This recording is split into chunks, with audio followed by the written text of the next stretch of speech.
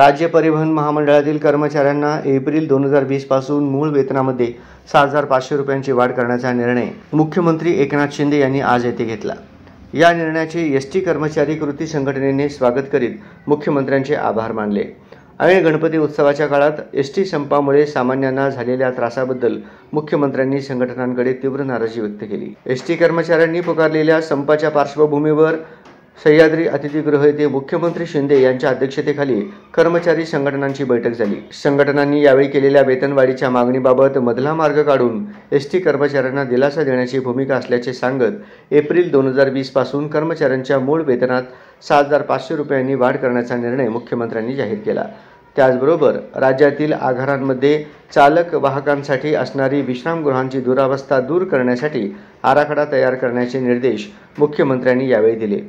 चालक वाहकांना चांगल्या सोयी सुविधा मिळायला पाहिजेत असे सांगतानाच एसटीचा महसूल वाढीसाठी कर्मचाऱ्यांनी प्रयत्न करण्याचे आवाहनही मुख्यमंत्र्यांनी यावेळी केले। एसटी कर्मचाऱ्यांना वैद्यकीय खर्च प्रतिपूर्तीबाबत विषयी चर्चा करताना राज्य शासनाने सर्वांसाठी महात्मा ज्योतिबा फुले जन आरोग्य योजना केली असून त्याच्याशी संलग्न योजना एसटी महामंडळाने करावी, त्याचा लाभ कर्मचाऱ्यांना होईल अशी सूचना उपमुख्यमंत्री देवेंद्र फडणवीस यांनी केली।